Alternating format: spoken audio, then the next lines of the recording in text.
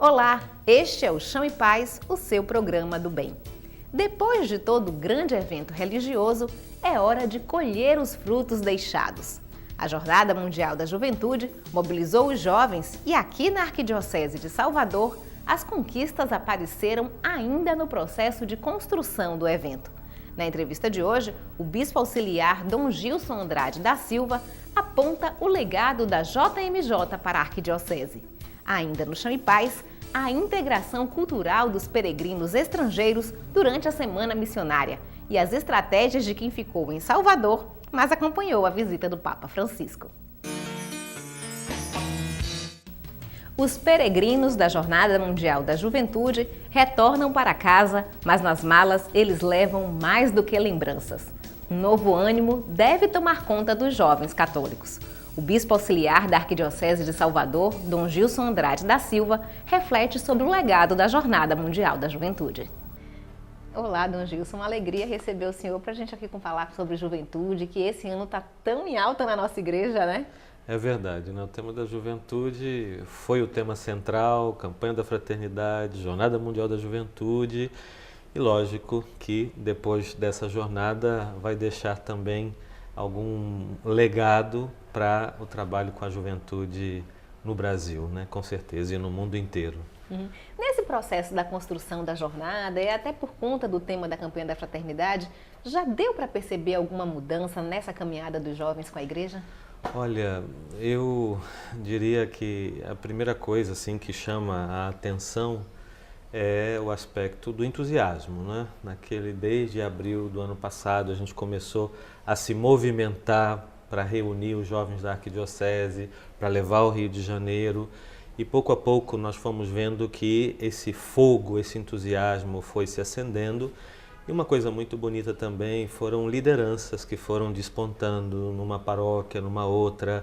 Algum padre me disse, olha, aquela pessoa lá se entusiasmou tanto que reuniu os colegas, conseguiu levar um grupo.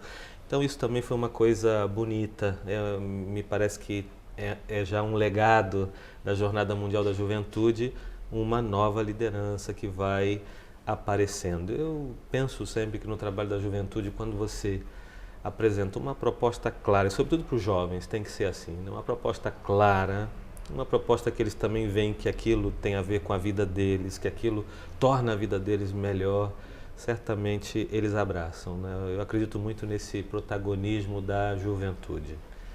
E o que é mais desafiador de trabalhar com os jovens? Essa é uma pergunta que poderiam ter tantas respostas, poderíamos dar tantas respostas. Mas ao longo desses tempos, né, que tenho trabalhado com a juventude, um desafio que tanto as lideranças dos grupos, como também os padres apresentam, é a questão de que a própria idade, né, o próprio tempo da juventude é feito de mudanças, de mobilidades, né? Você está num lugar, daqui a pouco você consegue um trabalho, começa a trabalhar e tem a escola, e tem a faculdade, e tem outras e o namoro. Então, quer dizer, você precisa acompanhar esse movimento da vida, né? A juventude é de muito movimento. A gente não pode querer trabalhar com a juventude, com um trabalho assim já bem estipulado, bem certinho, porque há uma mobilidade muito grande na vida do jovem, né? Então, me parece que esse é o desafio, como acompanhar essa idade que por si mesma é bastante móvel, bastante interessante também, né? E depois, me parece que uma outra questão é a linguagem, né? A juventude está atualizada, né? E a gente, às vezes, tem um modo de trabalhar, um modo de falar, um modo de agir, que nem sempre está tão atualizado no bom sentido, né? E por isso, às vezes, aquilo que nós falamos é de um valor tremendo, mas você precisa traduzir isso para o jovem de agora, no mundo que ele vive, num contexto em que ele está situado, e isso não é muito fácil. Por isso, eu penso, né, que para superar esse desafio, a gente tem que estar muito do lado, tem que estar muito junto dos jovens, né? Fazer uma peregrinação é vivenciar a fé, mas é também entrar em contato com a cultura do local visitado. Durante a Semana Missionária, um grupo de franceses conheceu a arte e a baianidade no bairro dos Alagados, em Salvador. O cenário é o bairro dos Alagados, em Salvador. Cerca de 30 jovens peregrinos franceses passaram uma semana nesta comunidade para compartilhar a fé católica e experimentar a cultura baiana.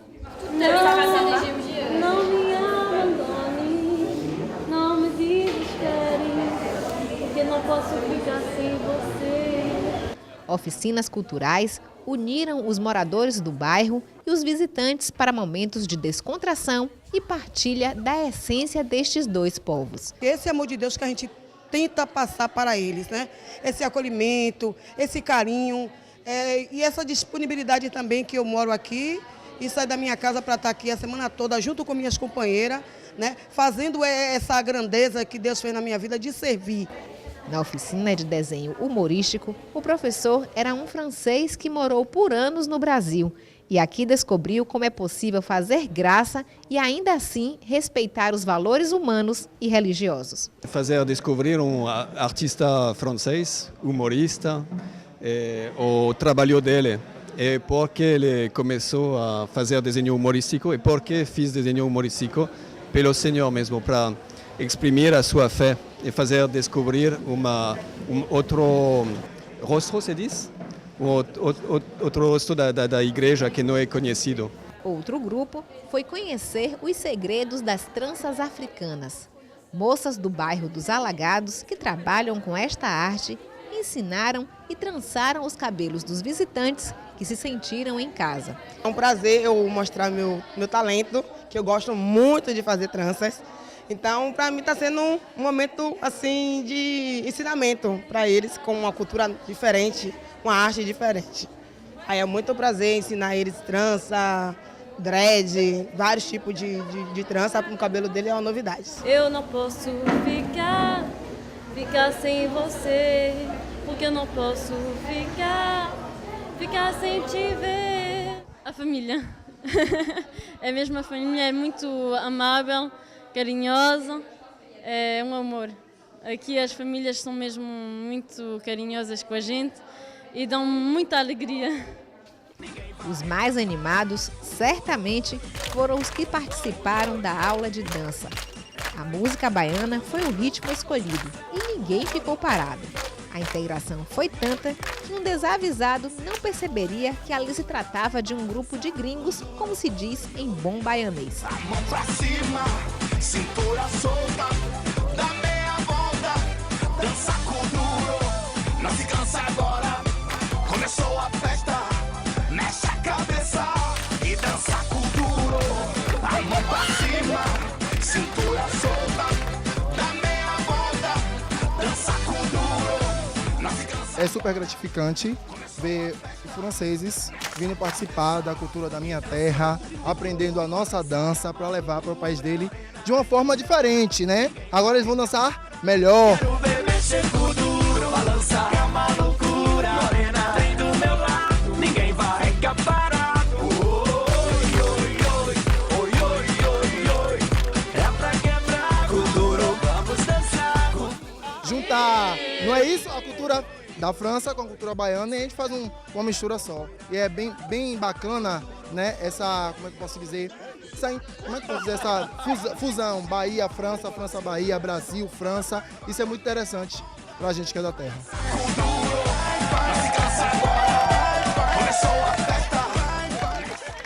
A língua que poderia ser um empecilho foi superada pelo carinho e o padre Etienne também fez as vezes de tradutor. Dans mon cœur, par rapport à Journée mondiale de la jeunesse, c'est que la foi est de plus en plus grande autour de nous. O que eu sinto participando aqui das jornadas é que a fé é sempre maior ao nosso redor. Et on prie beaucoup, on partage des moments très très forts et tout le monde est en communion. Se reza muito, se vive momentos muito fortes, todos juntos em comunhão. La première, chacun a besoin de l'autre. A gente precisa um dos outros. O padre Xavier revela que foi feito um trabalho prévio com a comunidade, para que ninguém estivesse preocupado com as condições físicas da acolhida, mas sim com a essência do amor cristão que une os diferentes como irmãos. Nós visitamos as casas, os paroquianos, explicando a chegada de jovens, uns 100 jovens, não sabíamos exatamente, e para preparar já o coração dos paroquianos a acolher, e aos poucos os paroquianos e também os moradores do bairro foram interessados para servir esses jovens e poder acolher esses jovens e descobrir, ajudá-los a descobrir a cultura daqui da Bahia.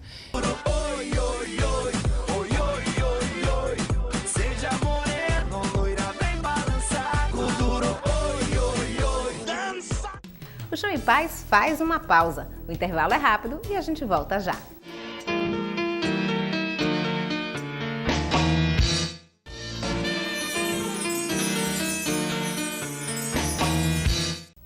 Começa hoje a festa do padroeiro da comunidade São João Maria Vianney, na paróquia Nossa Senhora das Dores, no bairro do Lobato. O novenário segue até o dia 3 de agosto, sempre às 7h30 da noite. A missa festiva, no dia 4 de agosto, será às 9 horas da manhã. No próximo fim de semana, acontece a Vigília da Transfiguração. Na noite de sábado, em suas próprias comunidades e paróquias, os fiéis seguem o roteiro de oração produzido pelas missionárias da Fraternidade Cristã. Depois da madrugada de reflexões, todos se encontram para o encerramento na paróquia São Jorge, no bairro do Jardim Cruzeiro. O roteiro da vigília pode ser solicitado através do e-mail mfracê@terra.com.br. A integração de movimentos e paróquias para a realização das atividades da Semana Missionária é um dos frutos que ficará para a Arquidiocese de Salvador. Esta é a avaliação de Dom Gilson Andrade da Silva, bispo auxiliar da Arquidiocese. Agora, tanto por conta da jornada e até pelo trabalho de preparação, eu percebi uma integração muito grande. Diferentes paróquias, diferentes movimentos se uniram em prol dessa atividade. Então ganha até a própria arquidiocese num pensamento a longo prazo de que esses jovens estarão depois em outros movimentos, em outras pastorais. E, de fato, isso é um legado que nós temos da Jornada Mundial da Juventude.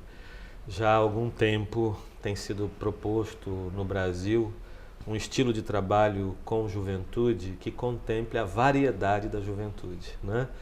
A juventude, ela se organiza em pastoral da juventude, mas ela também se organiza nos seus movimentos, nos diversos movimentos. Nas escolas tem um trabalho também com juventude. O bonito, realmente, que você falou, desse período de preparação da jornada, foi que as forças foram buscando unir-se, né? Todos nós estamos interessados com os jovens. Então, como fazer para juntos, né, trabalharmos para a evangelização deles?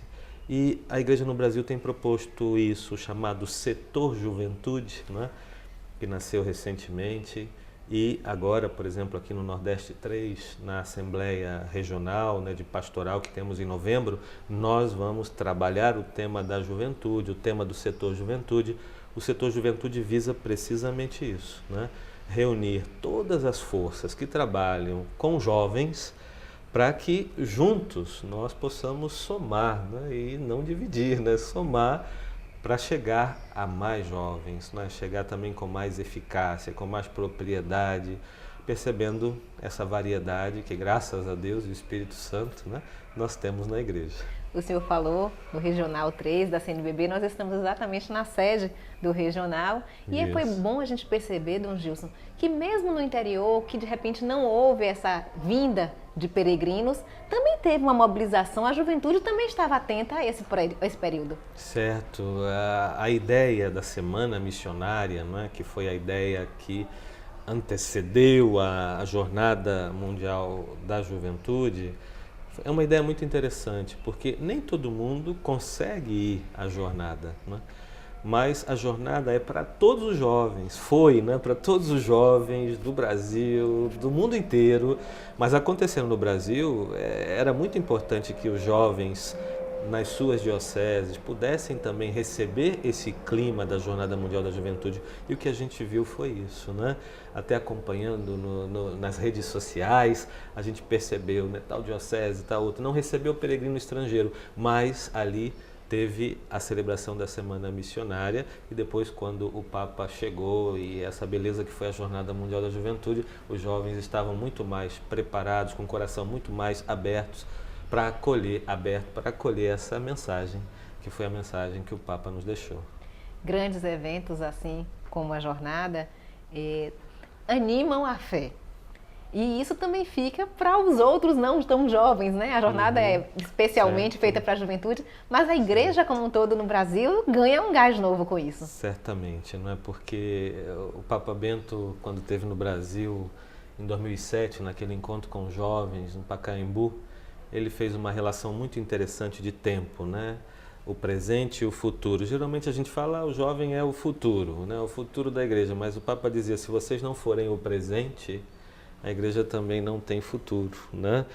E essa relação de gerações, isso é a vida da igreja, não é? A vida da igreja, eu gosto sempre de uma imagem bonita que o concílio usou também para falar de igreja, que é a imagem de família, né? Numa família se reúnem todas as gerações, não é?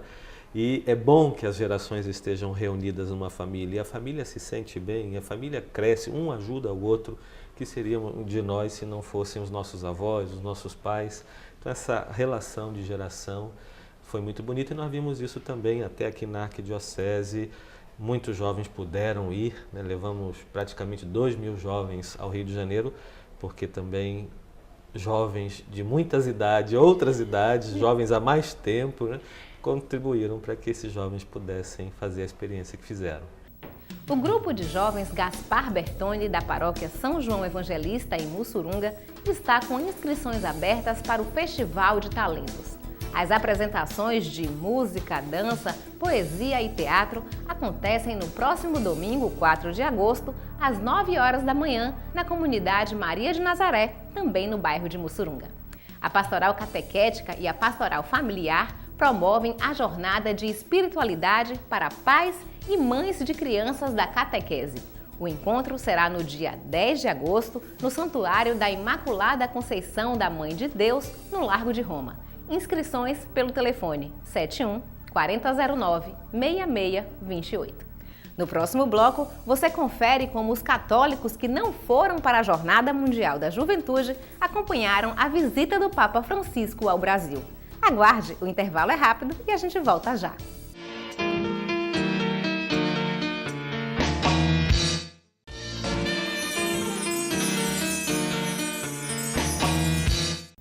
A Arquidiocese de Salvador ainda realizará atividades pós-Jornada Mundial da Juventude e os preparativos para a participação na próxima jornada não demorarão muito a começar. Não é, Deus? Até um testemunho nosso aqui da equipe, nesse processo de fazer matérias, de conversar com a juventude, alguns nos diziam assim, que ir para Madrid foi mais complicado do que ir para o Rio de Janeiro. Não pela questão financeira, pela proximidade, mas porque as pessoas, às vezes, na comunidade não entendiam, não sabiam muito bem. Mas como eles já tinham ido para Madrid, ficou mais fácil ir para o Rio. Então, a próxima também fica mais fácil continuar participando. Certamente, né? Na próxima, acho que vamos levar uma representação muito maior, até porque, isso que você falava, as pessoas que não foram, os adultos, né, que colaboraram, também eles agora já podem avaliar que a Jornada Mundial da Juventude é importante para o jovem, é um marco na vida deles, então todos, eu penso, vão se sentir muito mais entusiasmados, né, em colaborar para que os jovens possam ir na próxima Jornada Mundial da Juventude. Mas a gente ainda tem algumas atividades aqui na Arquidiocese nesse pós-jornada, vamos dizer assim. Sim, né? Imediatamente no pós-jornada, para não deixar passar muito tempo, né? Já daqui a poucos dias nós vamos ter no dia 18 de agosto uma reunião, estamos convocando todos os jovens que foram à Jornada Mundial da Juventude. Os detalhes o pessoal do setor Juventude vai passar a seguir, mas o que nós pretendemos fazer é um momento de celebração, um momento também de testemunho, de partilha, porque aquilo que a gente viveu na jornada, a gente tem vontade de sair contando para todo mundo o que foi, né? Os jovens a gente encontra pelos caminhos e vai ver, vivi isso, aconteceu isso comigo. Então a gente quer se reunir para isso, para um momento de testemunho. Também os jovens que não foram à jornada estão convidados, né? E nós acreditamos muito no protagonismo da juventude. Para mim, a Jornada Mundial da Juventude foi um grande Pentecoste, como costuma ser. O Espírito Santo tocou no coração dos jovens. Nós queremos ouvir esses jovens, né? O que eles também têm como proposta de segmento, de crescimento, de amadurecimento na fé. É bom a gente ouvir a juventude, né? Porque na nossa cabeça, nas estruturas, no setor juventude, os bispos, os padres, todos nós temos propostas, várias propostas, mas nós temos que confrontar as nossas propostas com aquilo que os jovens desejam, aquilo que os jovens percebem como desafio, aquilo que eles sentem como necessidade também. Então nós pensamos nisso, num encontro, dia 18 de agosto, para que a gente possa ter uma grande partilha. Certo. Dom Gilson, muito obrigada. E tomara realmente que a gente seja contagiado por esse ânimo, por esse fogo do Espírito Santo através da juventude. Certamente seremos, né? O Papa Francisco, na sua simpatia, o Papa Francisco, nas suas palavras também muito diretas, né? Ele marcou a nossa história, marcou a Igreja no Brasil nesse momento, e nós vamos colher isso proximamente, né? Num futuro bem próximo. Creio que nós já vamos começar a colher os frutos dessa jornada. A transmissão pela TV e pela internet da Jornada Mundial da Juventude permitiu que católicos em diversas partes do mundo acompanhassem o evento. Aqui na Arquidiocese de Salvador, a rotina dos funcionários da Cúria Metropolitana até mudou por conta da JMJ e da visita do Papa. Quarta-feira, 10h30 da manhã, na Cúria Metropolitana de Salvador. Não é feriado nem dia santo, mas salas e corredores estão vazios. Apenas alguns setores indispensáveis, como a recepção e a Secretaria de Pastoral, estão funcionando.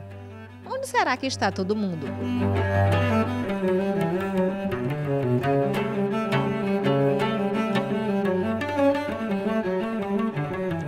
Pastoral de Comunicação, sala lotada. Em pleno horário de expediente, os funcionários estão na frente da televisão. É a visita do Papa Francisco ao Brasil e a Jornada Mundial da Juventude. Estar na Arquidiocese facilita bastante, mas a mídia não nos deixar de acompanhar. E o Papa Francisco, assim, ele é cheio de Espírito Santo, não tem como você deixar de acompanhar isso. Então, quando ele diz que a gente viver na alegria é viver com Jesus Cristo e viver com esperança. Isso aí, para mim, é fundamental. Junto com os milhares de católicos que estavam em Aparecida, as equipes das pastorais da criança, saúde, menor, comunicação e os servidores dos diversos setores administrativos da Arquidiocese de Salvador participaram da celebração presidida pelo Papa Francisco. É a alegria. De ser alegre, porque com alegria a gente vive um mundo melhor e vai levando também a quem está perto de nós a esperança de um mundo melhor. Foi o jeito simples dele, além do jeito simples, o que ele pede sempre para a gente seguir, aquilo que Jesus nos pede, aquilo que Jesus nos ensina. Quem não pôde participar em tempo integral, montou uma estratégia para pelo menos experimentar um pouquinho. Tá lá, com certeza. Porque a gente não podia deixar o local sem ninguém, né? Porque tem sempre chegando pessoas para serem atendidas. Nesse computador aqui também dá para dar uma pescada do que o Papa está fazendo, né? Com certeza, a gente acompanha também tudo que ele faz, né? E, por sorte, tem esses meios de comunicação, né? Que a gente pode seguir mesmo não estando presente. 30 minutos para cada um. Eu vou, participo um pouco e volto para que ele possa participar também. E a gente vai fazer isso até o final da missa. Aqui em Salvador, a participação e emoção foi a mesma de quem estava lá. E a missa foi vivida com solenidade e fé.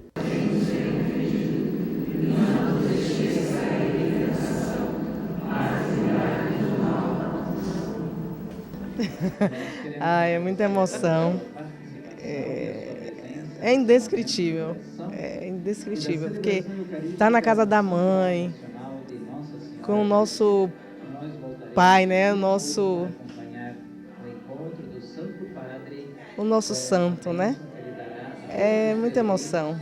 Ide em paz e que o Senhor vos acompanhe.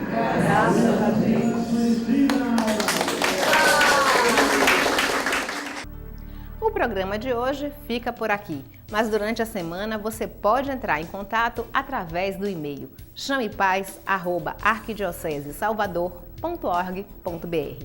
Se quiser rever o programa, é só acessar o portal www.arquidiocesesalvador.org.br. Para você, uma bonita semana, fique com Deus e até o próximo Chama e Paz.